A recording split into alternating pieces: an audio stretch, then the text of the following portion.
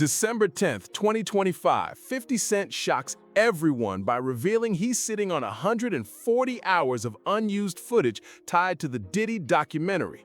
Netflix allegedly found parts of it way too explosive, and once a leaked clip surfaced, people instantly understood why it never aired. Now, Fifth is openly teasing that he might drop everything straight on YouTube. No filters, no gatekeepers, no edits. This is the footage they clearly didn't want the public dissecting.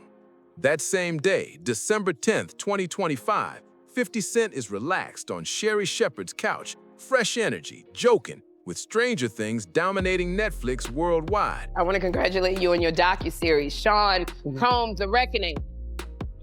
It's #1 on Netflix. Yeah. Like, it's been #1 on Netflix. Did you actually expect it to be as big as it got? I expected it to be bigger. It's actually exceeding my expectations now.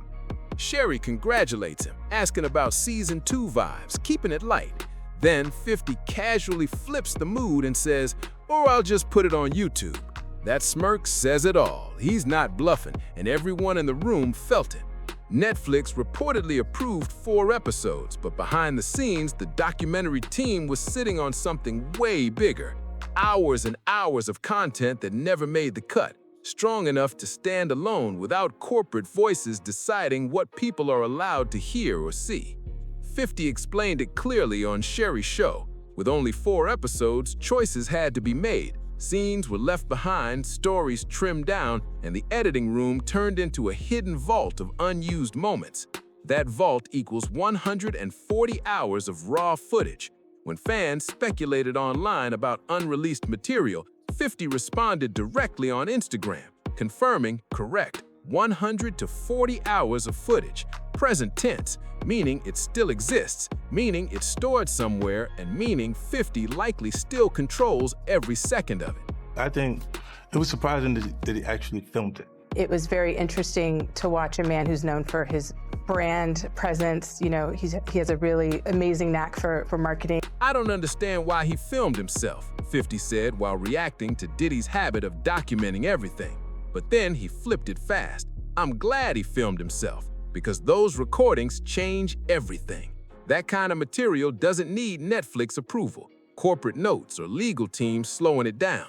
This level of explosive content can move straight to YouTube. No middlemen, no filters, no polish. No cleanup, just raw context." 50 made it clear that when more comes out, a lot of loud supporters are gonna go silent. He even hinted at one moment during the Sherry interview that never fit Netflix's neat structure, a detail that raised eyebrows instantly. But they consider a pre-existing beef, right? For 20 years, right? It's me being uncomfortable with him suggesting that he takes me shopping, or I looked at it like it was like a tester. 50 pointed out a personal pattern he claims to have noticed. He said Diddy chose to date women who previously had connections with other major figures. One example he mentioned was that Diddy has a child with a woman who had previously been involved with Tupac. The room went quiet when he said it. That woman is Sarah Chapman, the mother of Chance Combs, born in 2006. She was previously linked to Tupac back in 1995. 50 framed it as a repeated habit, choosing people connected to old rivals, making things feel personal, layered, and intentional even years later.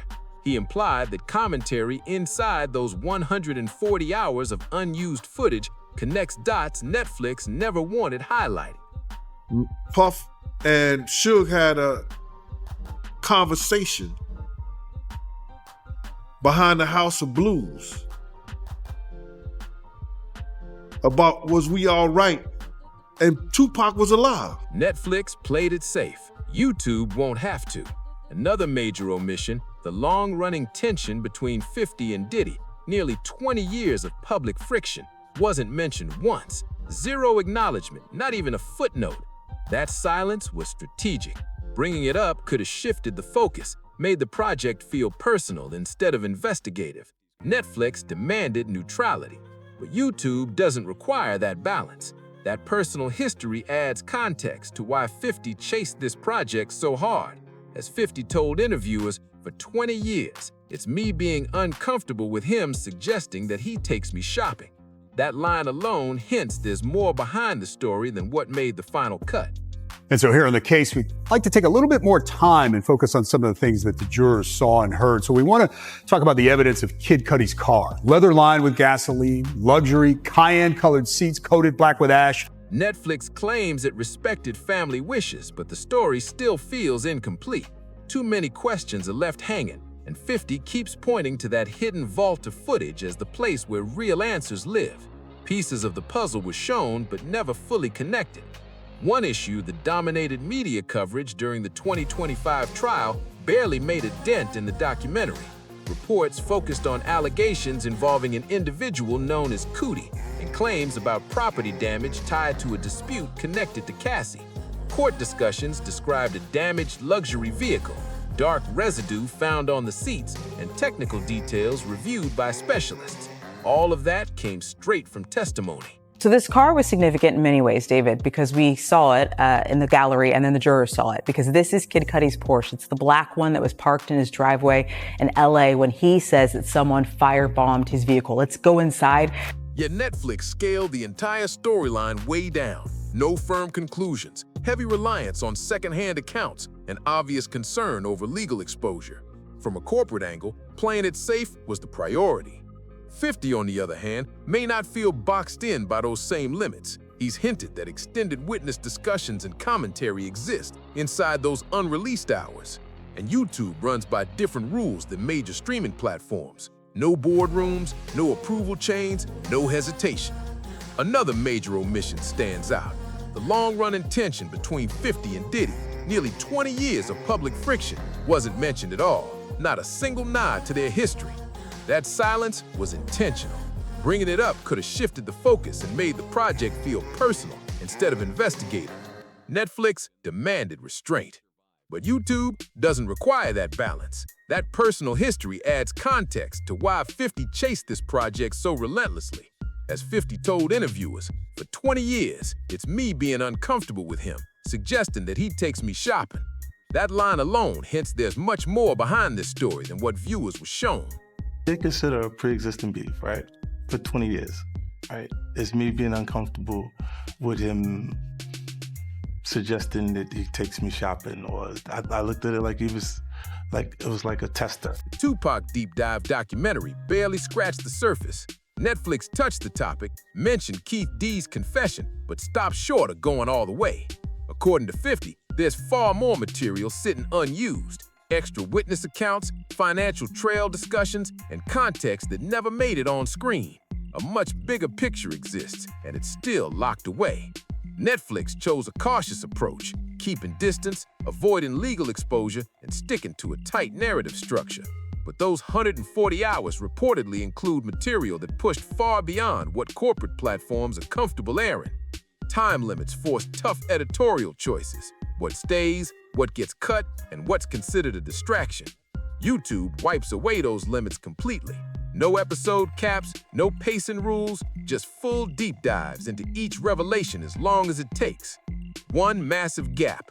The famous all-white parties from the late 90s through the late 2000s were barely explored. Went away. Went away. Car, I said, I feel like I need to wash, like I'm dirt. That was, it shows you his character. Was that the reason for including it? Yeah, I mean, what's the odds that you would do that in front of the camera? These events were packed with major celebrities, strict dress codes, and over-the-top visuals. Diddy's representatives insist nothing improper ever happened. But the real question remains, what does the footage actually show? Then there's Cassie's testimony during the 2025 trial. 4 days of intense statements describing alleged control, pressure, and recordings made without permission. She detailed emotional experiences that were central to the case. None of this appeared in Netflix's final cut. Too recent, too raw, and too legally sensitive. But trial transcripts exist, public record, available for discussion without edits or filters. YouTube becomes the platform where that testimony can be examined freely, especially the parts that contributed to Diddy's conviction on transportation-related charges. Even the footage Netflix did use came from Diddy's own videographer, Michael Oberle. He later stated a third party released the material while he was away. That alone raises serious questions about how the footage circulated. The goal of what the film is trying to do is to let the audience kind of come in to ask questions like, were their decisions colored by certain things, and who got the benefit of the doubt? As Obley himself said, every storyteller should uphold integrity. And right now, the biggest stories may still be sitting unseen, waiting for someone willing to press upload. Diddy's team responded fast. Cease and desist letters went out, calling the documentary clips stolen footage, claiming they were never approved for release, and floating massive lawsuit threats. Netflix didn't back down, standing firm that everything was legally obtained. That clash alone shows how intense this material really is. And this is only the opening chapter. What Netflix already released shifted the narrative instantly. Private moments cracked the polished image, from odd behind-the-scenes requests to awkward public interactions that didn't match the public persona. Small details, big implications. And that's just what made the cut, because 140 hours are still sitting untouched. I think it's important to also let people know that the show is not completely the perspectives of people that did not like Sean. We weren't trying to just get the highlights, the salacious details, that the real goal was to storytell. Statements trimmed for time, allegations labeled too sensitive, connections that needed more explanation than 4 episodes could handle, the full context around Sarah Chapman and Tupac, the detailed breakdown of the luxury car damage involving Kid Coup, every layer, every timeline, every inconsistency. Netflix lawyers reportedly flagged it all as too risky. When more comes out, the loud supporters won't be so loud anymore. That's not hype, that's a warning 50 already gave. And he made it clear this isn't a threat, it's a promise. This goes way beyond streaming contracts and careful edits. This turns into direct access, raw context, and unfiltered reality. YouTube doesn't play by the same rules as major platforms. No legal team slowing things down, no corporate partners stressing over backlash. Just upload and let the public decide. December 10th, 2025 could be the moment everything shifts. When documentaries stop being boxed in by network limits, when creators speak directly to audiences, when 140 hours of unseen material becomes available to anyone with an internet connection. Listen to me. I'm gonna get off the phone right now, and I am going to let you professionals look at the situation and come back to me with a solution. No matter what nobody said. Let's just here or there, y'all are not working together the right way. We're losing. And right now, 50 is sitting on the ultimate leverage play. Not noise, not hype, but control of the conversation itself. The full story is sitting there, unedited, unfiltered, and ready whenever the official version falls short.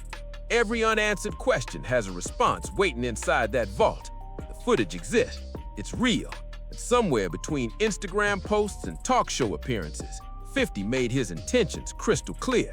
This story was never meant to end after just 4 episodes. Look, if I didn't say anything, you would interpret it as hip-hop is fine with its behaviors. It ends when every frame sees daylight, when every claim is examined carefully, when all 140 hours are finally made public. That smirk on Sherry's couch wasn't accidental. It said everything without saying a word.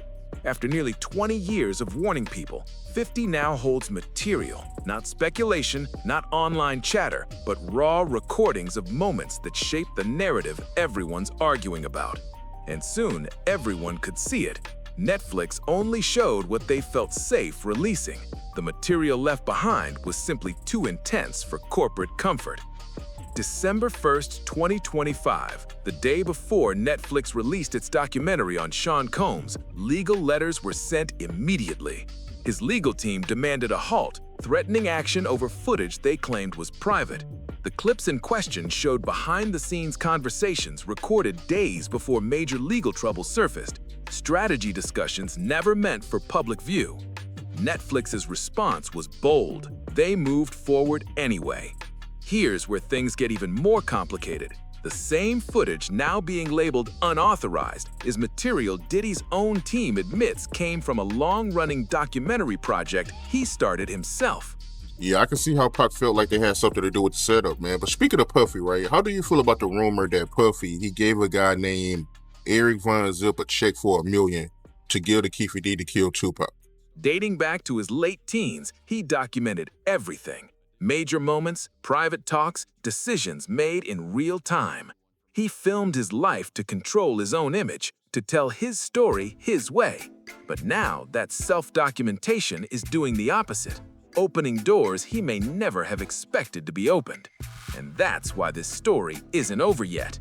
Here's the real problem. He never finished the project, and now Netflix has the footage. That's the part his team can't escape. The spokesperson moved fast, going public and claiming Netflix used material that was never approved for release. According to them, it includes private moments, pre-indictment recordings from an unfinished project, and conversations involving legal strategy that were never meant for public eyes. So what are these so-called private moments? Diddy's team is especially alarmed about footage showing him alone in hotel rooms, personal phone calls with his children, and moments of visible stress and fear. Anxiety caught on camera, a side of him he spent decades making sure the public never saw. Sean Diddy Combs have now sent a cease and desist letter to Netflix. That's right. They are demanding it not release a docuseries featuring the embattled mogul. One moment stands out. He's seen sitting inside a vehicle after meeting fans, speaking nervously, saying, "I need some hands. Stay at the top. Hold. Look, I got it. I got it." The footage is dated September 10th, 2024, just 6 days before federal agents detained him in Manhattan. Do you believe Sean Combs actually assaulted you? This is how I've started to process this piece. By that point, the investigation was already active. He knew pressure was coming, and he documented everything, recording events in real time, mapping out what he believed would become his version of the story. That includes recorded phone calls with his attorney, Mark Agnifilo, discussing media strategy and public perception. That's where things get legally complicated. Attorney-client privilege becomes the central issue. His team circles around it without directly claiming it, because if a third party filmed the footage and owns it, that protection gets murky fast. Well, it wasn't no East Coast war, bruh. It wasn't no East Coast war. And I don't believe that Mark Curry know this for a fact. Diddy's team argues this footage came from a lifelong documentary project he started at 19. A project meant to tell his story exactly how he wanted it told. But the project was never completed before his detention. That unfinished status created a massive legal gray zone. And according to his team, that gray zone is exactly what Netflix is now pushing into, turning self-documentation into evidence and control into exposure. You want to put stuff in my fanny pack, King? The exclusive video obtained by Netflix shows Combs debating with his lawyers about strategy. The key line in their statement says everything. No rights were ever transferred to Netflix. That's the foundation of Diddy's legal argument, and it's what his team keeps repeating. According to his lawyers, the footage was created for a completely different project under an agreement that was never finalized. But this is where the situation gets messy fast. A freelance cameraman reportedly had physical possession of some of the footage, and if he was never paid, that changes the ownership equation entirely. No payment, no completed contract, no clear transfer of rights. The cease and desist letter landed on December 1st, just hours before the Netflix premiere. The wording was aggressive and direct. Mr. Combs has not hesitated to take legal action against media entities and others who violate his rights, and he will not hesitate to do so against Netflix. A clear warning meant to intimidate. Oh, hold your way. I'm away. Hold your way. Be with it. I'll accept. I need some hand sanitizer. Hold on. I got. Netflix didn't blink. Why didn't it work? Because Netflix is a multi-billion-dollar company with massive legal teams reviewing every frame, every still, every second of footage. Nothing gets released without deep legal clearance and documented sourcing. This wasn't Diddy's first move either. Earlier in 2024, he sued NBC Universal for $100 million over the Peacock documentary, Diddy, The Making of a Bad Boy. That defamation case is still active and shows a clear pattern: legal action follows documentaries. I don't want to have a life to be able to live. You know, it's really going to be hard for me to take more hits than I've taken. God forbid, get in front of a jury and have a chance. But Netflix is built differently. Deeper pockets, stronger legal firepower, and stronger documentation showing how the footage was obtained. Here's the harsh reality. If someone is hired to film but never paid, never locked into a completed contract, and never transfers rights, the footage belongs to the person who shot it, not the subject. I've listened. I've been a superb client, as you said. I jumped on the plane. I'm coming to New York, but I'm just running around waiting for a shoe to drop. Diddy's team called Netflix's use of the footage unfair and illegal. They argue his own life's recordings are now being turned against him. Decades of self-documentation meant to protect his image are now creating serious problems. And courts don't care about feelings or fairness. They care about ownership.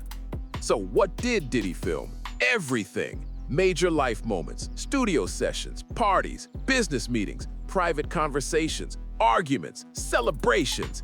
Years of footage meant to control the narrative, now doing the exact opposite.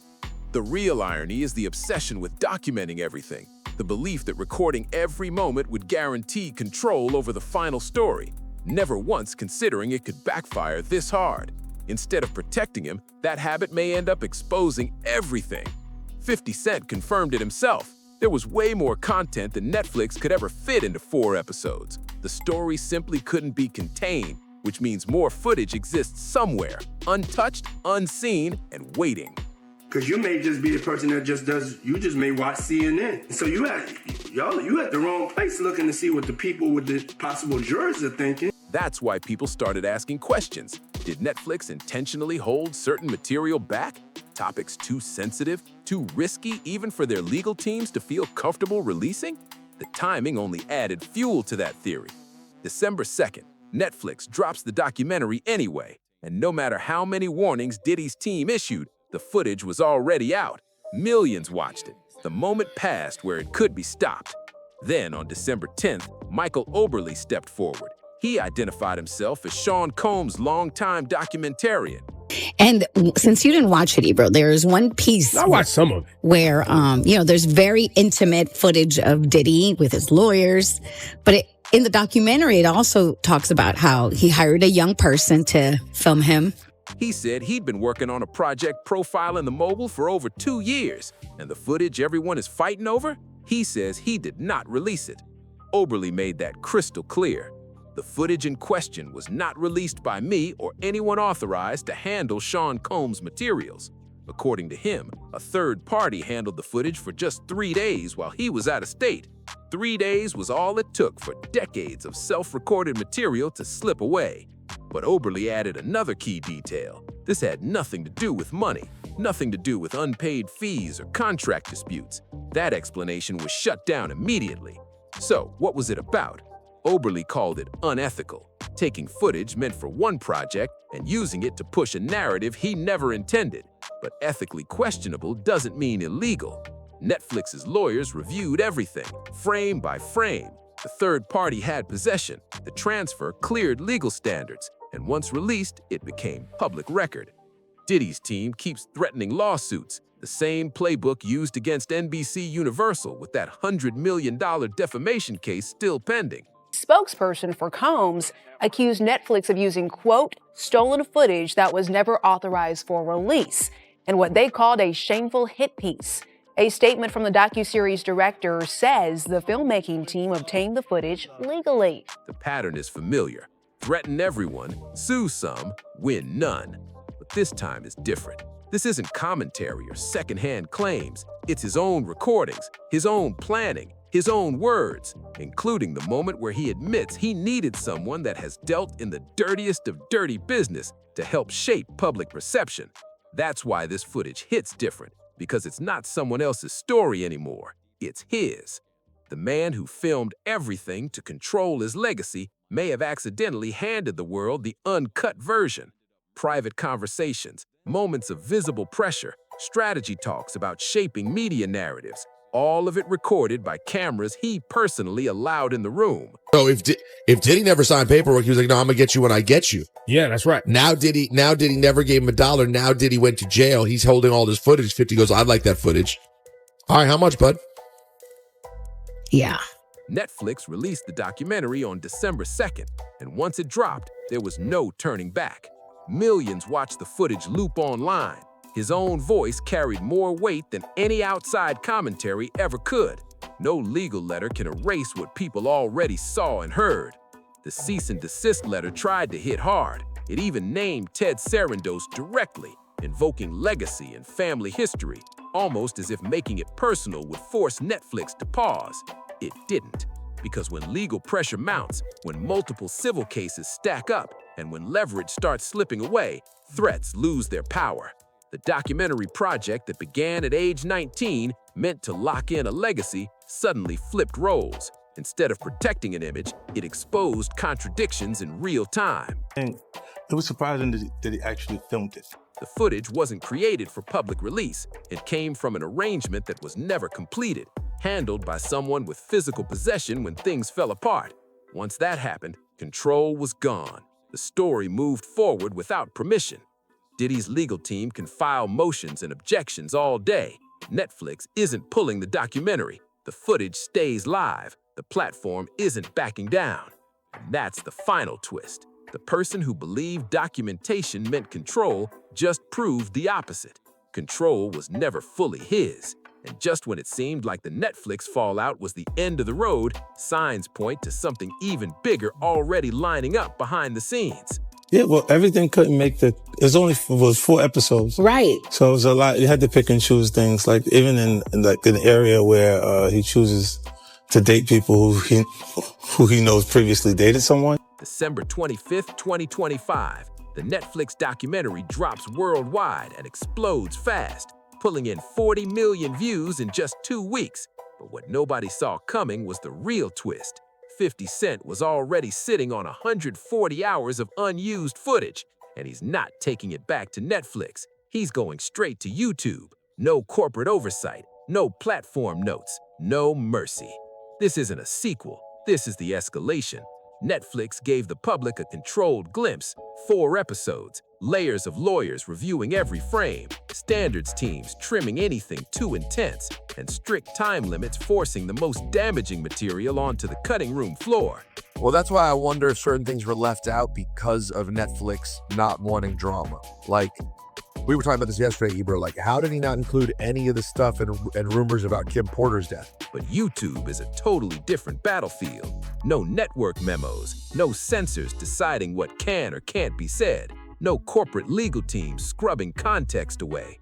Just raw material, testimony, receipts, and whatever 50 decides the public deserves to see. The chaos this unlocks is on another level.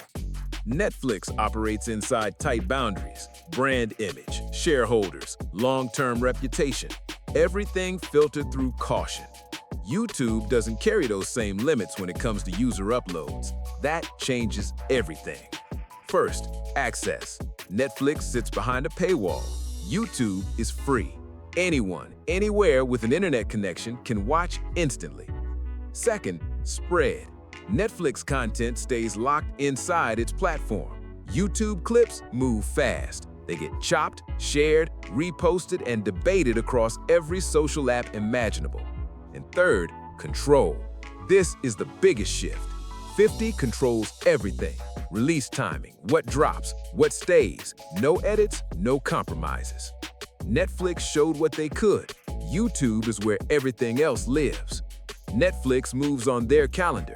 YouTube moves on 50's timing. That's the power shift. Wolf had already told, Anthony Wolf Jones had already told them, if you're not taking two tour buses of my niggas from the Valley, that's Co-op City in the Bronx, the Valley in the Bronx. If you're not taking these 2 tour buses of my niggas out there, I'm not going. He could drop all 140 hours in one night or stretch it out piece by piece over months, keeping pressure on the entire situation. No rollout approvals, no waiting periods, no pauses. That Harlem moment in the Netflix doc, greeting fans, then immediately asking for hand sanitizer, that was the clean version. 50 has already hinted what's coming next makes that scene look tame by comparison. YouTube won't be sanitized. This isn't a studio-backed rollout. G-Unit Film and Television can operate independently. No corporate partner to answer to, no distribution deal limiting what can be shown or discussed. This is full autonomy.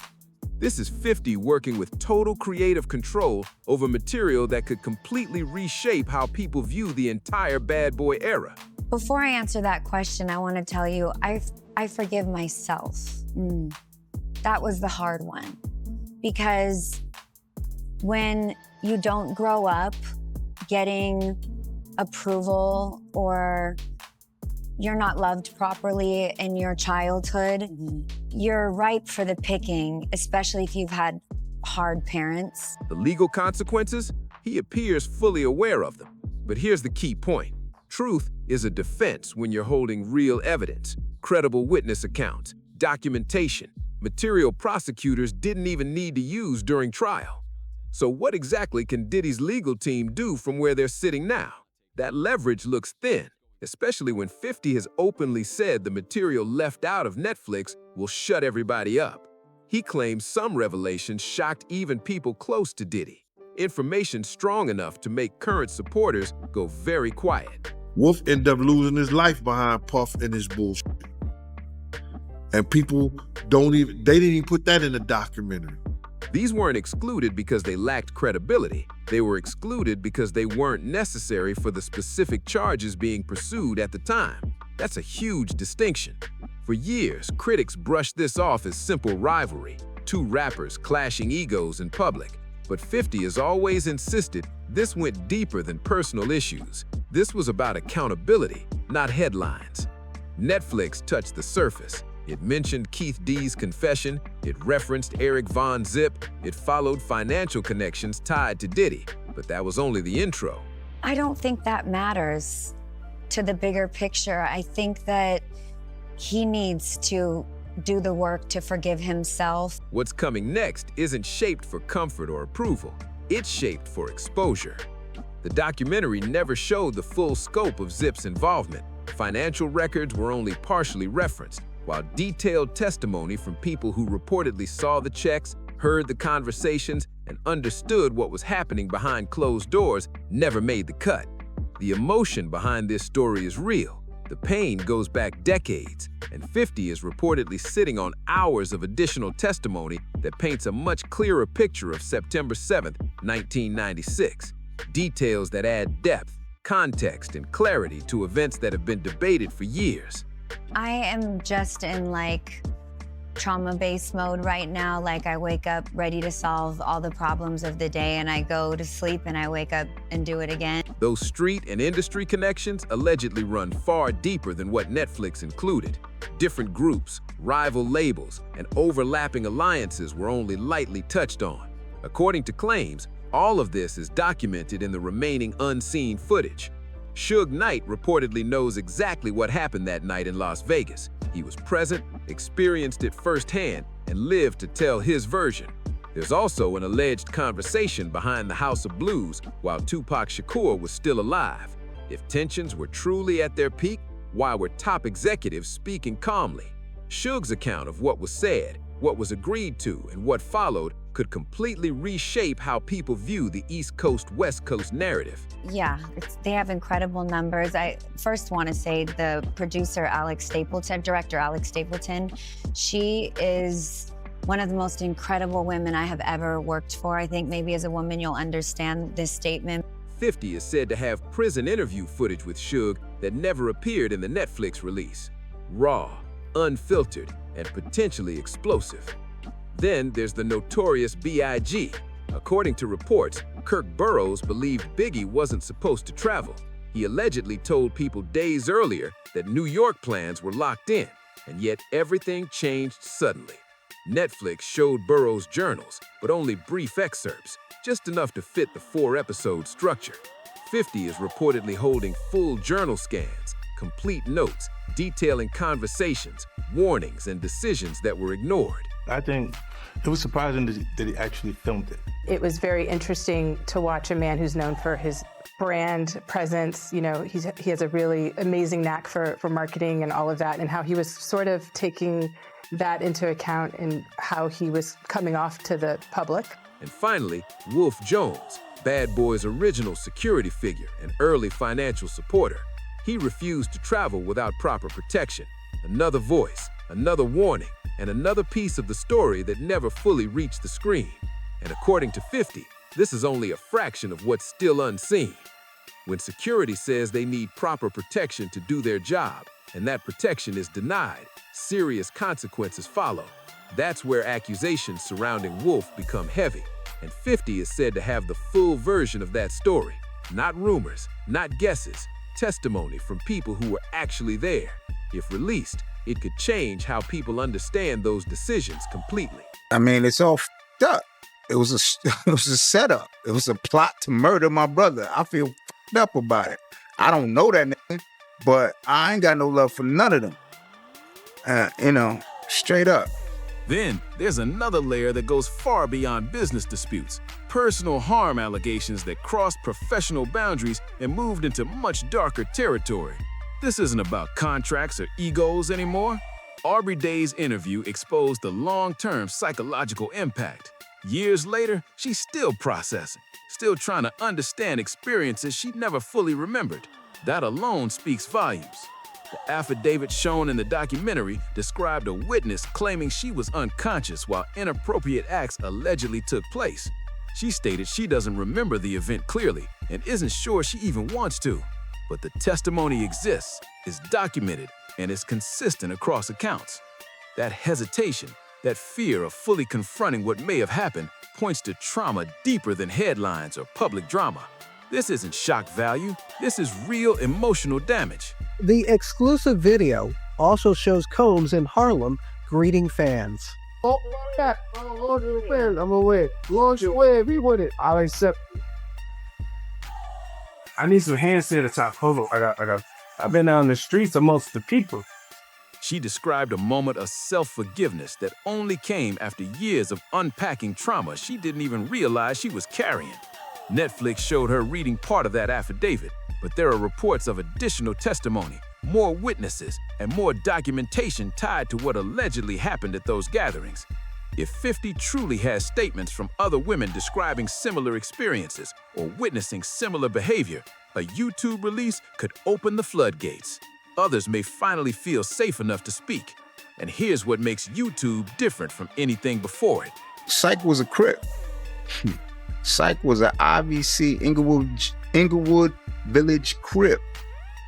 You know, and he hung around. Psych would be around other Crips. So that's how, you know. Permanence. Netflix content can rotate out, episodes disappear, but once something goes viral on YouTube, it never really goes away. Clips get saved, reposted, turned into short videos, embedded in articles, shared everywhere. The Netflix documentary reached 40 million viewers in 2 weeks. A YouTube release wouldn't just match that, it could spread endlessly. A viral YouTube moment doesn't just trend, it lives forever. It gets broken down frame by frame, clipped, reposted, memed, and baked into internet culture permanently. And that's exactly why this pressure is intentional. I feel like I need to wash, like I'm dirt. It shows you his character. Was that the reason for including it? Yeah. I mean, what's the odds that you would do that in front of the camera? While Diddy is currently incarcerated, serving his sentence in a federal facility in New Jersey with a projected release in May 2028, he knows one thing for sure. 50 Cent is sitting on material that could flip everything again at any moment. Every day becomes a waiting game. Is today the day? This week? This month? Every YouTube notification could signal another drop. His legacy, his empire, his reputation, all of it is sitting in someone else's hands, and there's nothing he can realistically do to stop it. There's no legal path to block footage that was obtained lawfully, no takedown notices if the content doesn't violate platform rules, no corporate pressure points to lean on. This isn't a network release, this is independent production. NDAs don't protect anyone when documented criminal behavior is involved. If someone witnessed wrongdoing and signed paperwork to stay silent, that paperwork collapses the moment serious violations are documented. That means anyone who attended events, observed misconduct, or stayed quiet because of contracts suddenly loses that shield. The rules change completely. And if names start getting mentioned publicly on YouTube, the fallout won't be quiet. Careers can end overnight. Civil cases can reopen. Legal exposure becomes real for anyone who participated, enabled, or looked the other way. That's why the silence from other celebrities feels louder than ever.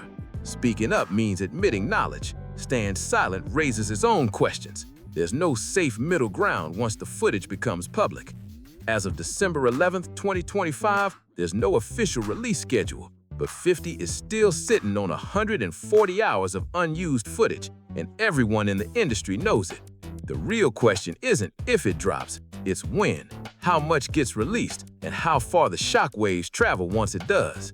If you want to stay ahead of this story, make sure you subscribe, like, share, and drop your thoughts in the comments. We're tracking this closely, and we'll see you in the next video.